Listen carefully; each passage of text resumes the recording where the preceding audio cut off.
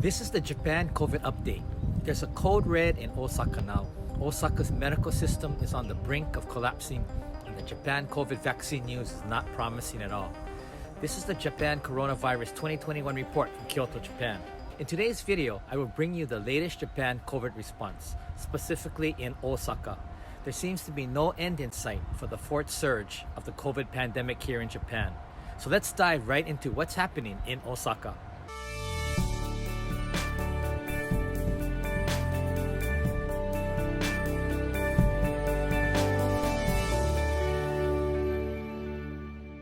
Hi, I'm Mike Matsuno, the man in Japan. In my videos, I try to share what's happening in Japan. If you like watching the video, please hit the like button and subscribe if you want to see more about what's going on in Japan. Japan's worst nightmare is happening here in Osaka as they are reaching the maximum limits of available patient beds for critical COVID cases. Recently, there have been situations where hospitals could take no critically ill COVID patients. These patients had to wait either in the ambulance or at a makeshift holding site managed by the ambulance workers until a hospital bed opened up. One patient had to wait over 36 hours before they could find a hospital bed for her. Many other critical patients who have been waiting at home for hospital beds to open up have passed away due to the lack and denial of medical care. There are presently over 10,000 COVID patients waiting for hospital beds. Many have died while waiting, and others will continue to do so while waiting for hospital beds to open up. The numbers in Japan are nowhere close to the high number of COVID cases and deaths in the United States from a few months ago, or in comparison to what is presently going on in India. But for Japan, it's very serious, and medical workers in Osaka are now saying that the medical system may collapse soon. Osaka is now at 120% full for hospital beds designated for COVID-19 patients. This means that there are no more beds for any critically ill coronavirus patients. Golden Week, a one-week-long holiday break in Japan, just ended this past Wednesday. A state of emergency was enacted 1 week before Golden Week started in Tokyo, Osaka, Kyoto, and Hyogo prefectures.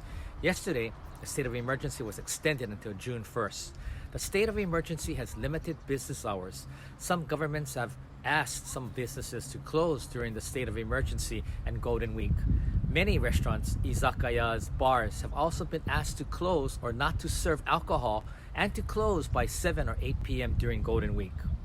Everything is in requested lockdown mode here, which is different from mandatory lockdowns in some Western countries where everything is forcefully shut down and people who disobey are heavily fined.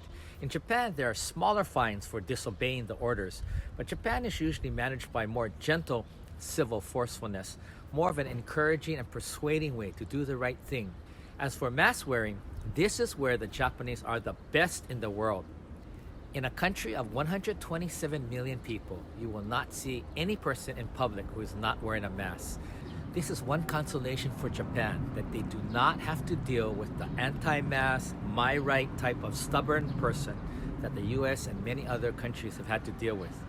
Due to mask wearing, good hygiene, and following the 3 C's of avoiding crowds, avoiding closed spaces, and avoiding close contact, the spread of the coronavirus has been somewhat manageable in Japan for the past 1 year until now. But this fourth surge seems different. Recent new cases of coronavirus have shown that over 80% were the mutated variant strain here in Osaka. This variant strain may prove to be the game changer, which will spread quicker and cause more severe symptoms. The underlying problem, in my opinion, is that Japan did not act quickly and waited too long before taking any real decisive action. The government and the ministers in charge were not really doing very much in a complex bureaucracy which lacked any strong leadership nor decision making, so nothing moved or happened quickly.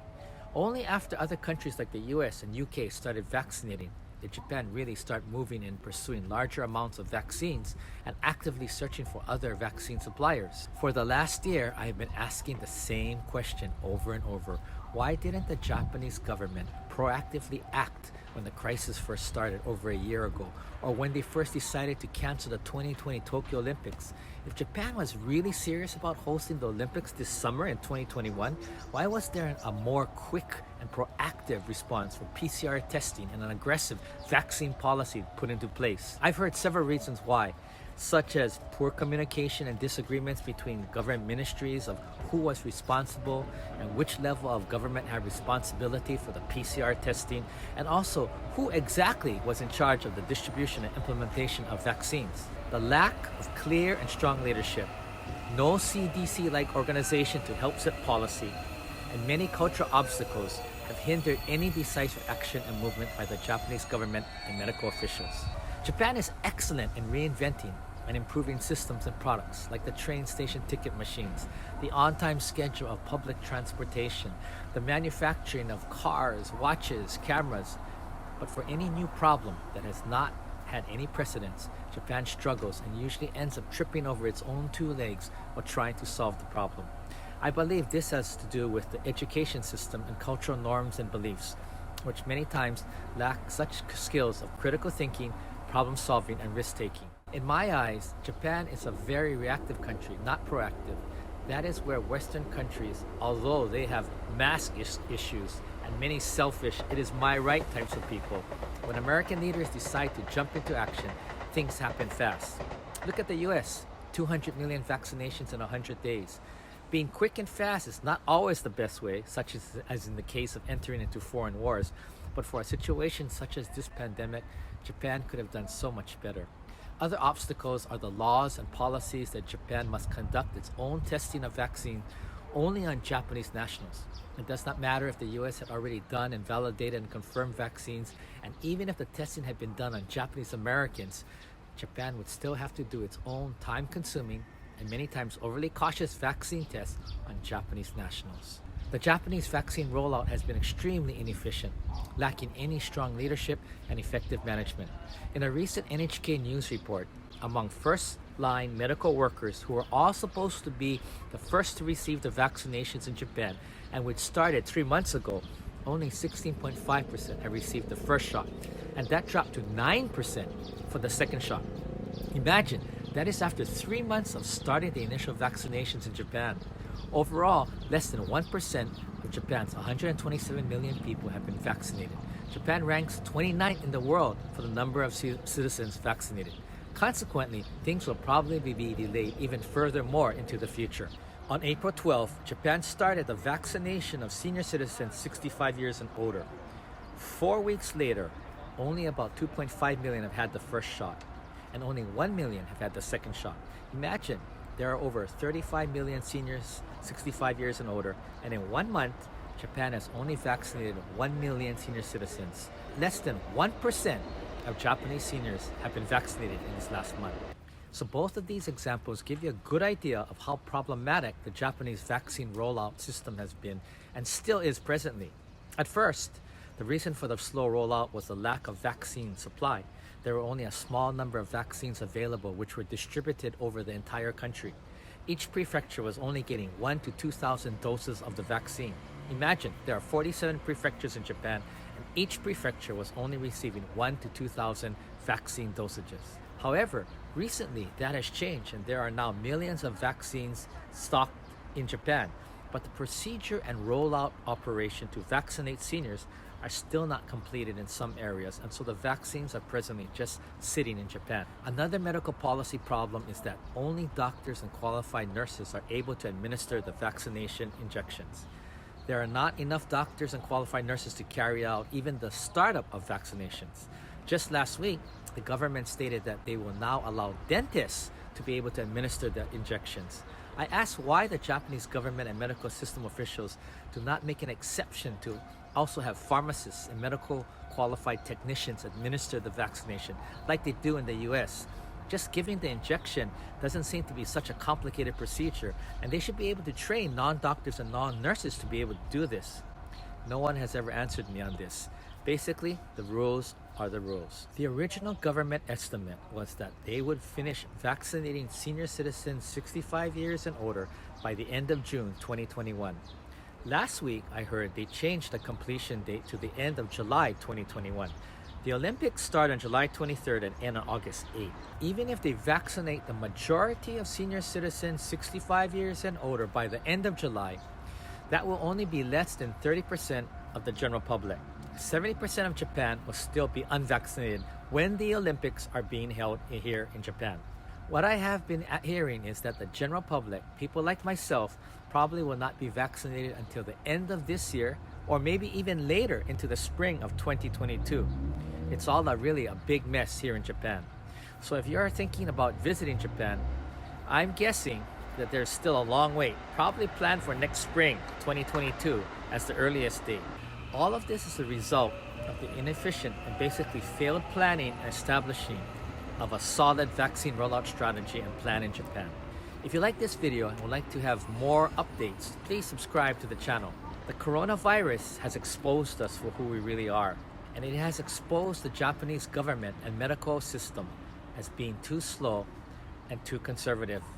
In short, being reactive instead of proactive. In the past, Japan was not affected so significantly by MERS virus in 2012 or SARS in 2003, like China and Korea was. This was probably due to the geographic distance and Japan being an isolated island nation. But ironically, because Japan was not affected very much by these viruses, there was a lack of knowledge and experience in dealing with corona types of viruses. At first, I believe that the Japanese did not fully understand how serious COVID-19 and the potential damage it could do. Japan had gotten through SARS and the MERS pandemic relatively unscathed. Thus, prior to COVID-19, I believe there was only a minimal amount of research being conducted by Japanese pharmaceutical companies regarding various coronaviruses and vaccines. My guess would be that Japan previously thought that this coronavirus, like SARS and MERS, would also pass quickly. I also think that in the last few years, executives at the pharmaceutical companies had probably made a financial calculation that the research and developing of a COVID virus vaccine was probably not worth the financial and time investment at the time, because MERS and SARS had not really affected Japan very much. The Japanese pharmaceutical companies and government could never in their wildest dreams have imagined that the COVID vaccine development would be worth billions, probably even trillions of dollars for the pharmaceutical company who developed the vaccine, as well as for the entire country.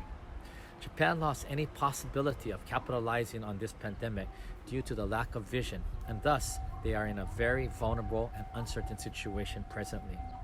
Presently in Japan, K-12 schools are being kept open, but all school gatherings, events, and festivals have all been canceled.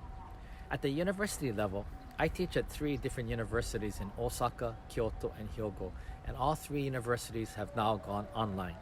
The Japanese government is really encouraging remote work to work from home, but this is still a really big challenge in Japan. As I wrote about this 1 year ago, Japan has stated before that they are actively promoting to work remotely, but this seemed to be more just talk. The fact was, outside of a few companies who could and had the resources and mindset to do so, I would guess only 20 to 25% of Japanese companies are having their employees work remotely. Part of it is due to the cultural challenges, and another part is that Japanese companies and universities are so far behind their counterpart countries in online education and communication usage. Prior to COVID, many companies still used analog, and paper-based was the majority for everything. In the end, although things are quite bleak for Japan, I do believe in Japan, and Japan will come back strong. Probably after the Olympics, more likely in the spring of 2022. Japan is like heating up a large pot of water. It takes a long time to heat up, but once it starts boiling, it can stay hot for a long time. That would be my best metaphor to describe Japan's problem-solving process and abilities. The question is still, how long will it take to heat up the water and to get it boiling? Thank you for watching. If you liked the video and want to hear more about what is going on in Japan, please subscribe and let people know about the Man in Japan channel. Catch you on the backside.